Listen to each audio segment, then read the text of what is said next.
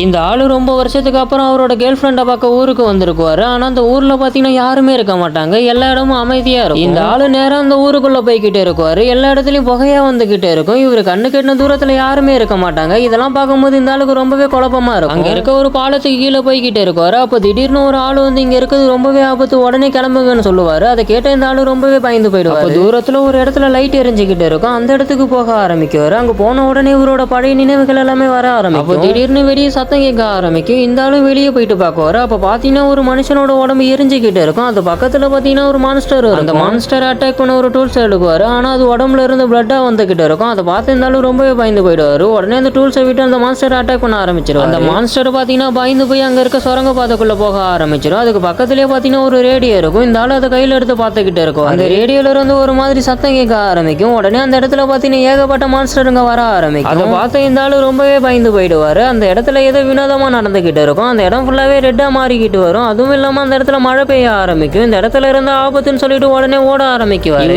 ஓடிட்டு இருக்கும் போது பாத்தீங்கன்னா அங்க இருக்க கல்லு தடுக்கி கீழே விழுந்துருவாரு. இவருக்கு ஆப்போசிட்ல பாத்தீங்கன்னா ஏகப்பட்ட எலிங்க வர ஆரம்பிக்கும். அந்த எலிங்க வந்த வழியில இவர் உள்ள போக ஆரம்பிக்குவார். உள்ள போனா அந்த இடத்துல ஏகப்பட்ட பூச்சிங்க இருக்கும். அங்க இருக்க எல்லா பூச்சிங்களும் இந்த ஆளு விடாம வெட்டிக்கிட்டே வந்துகிட்டு இருக்கும். இந்த ஆள் அங்க இருக்க ஒரு வேலையை உடைச்சு அந்த பக்கம் போயிடுவாரு. அந்த பக்கம் போனா ஒரு பழைய பில்டிங் இருக்கும். அதுக்குள்ள போயிட்டு அங்க இருக்க டோர் லாக் பண்ணிடுவாரு. அங்க இருக்க பூச்சி எல்லாமே இந்த கண்ணாடி மேல ஏற ஆரம்பிக்கும். அந்த இடத்த பார்க்கும்போது இந்த ஆளோட பழைய நினைவுகள் எல்லாமே வர ஆரம்பிக்கும். ஏன்னா அவரோட கேர்ள் ஃப்ரெண்டோட இந்த இடத்துல ஸ்டே பண்ணியிருக்குவாரு. அதுக்கப்புறம் அந்த பில்டிங்குள்ள ஒரு பழைய டிவி இருக்கும். அதுல இருந்து ஒரு சத்தம் வந்துகிட்டு இருக்கும். அது இந்த ஆளு கேட்கும் போது மண்டையை வெடிக்கிற மாதிரி போயிடும். அதே நேரம் இந்த பையனோட அம்மா கால் பண்ணியிருக்குவாங்க. அவங்க கிட்ட பேசும்போதே பாத்தீங்கன்னா இவனோட போன்ல பேட்டரி லோ ஆயிடும்.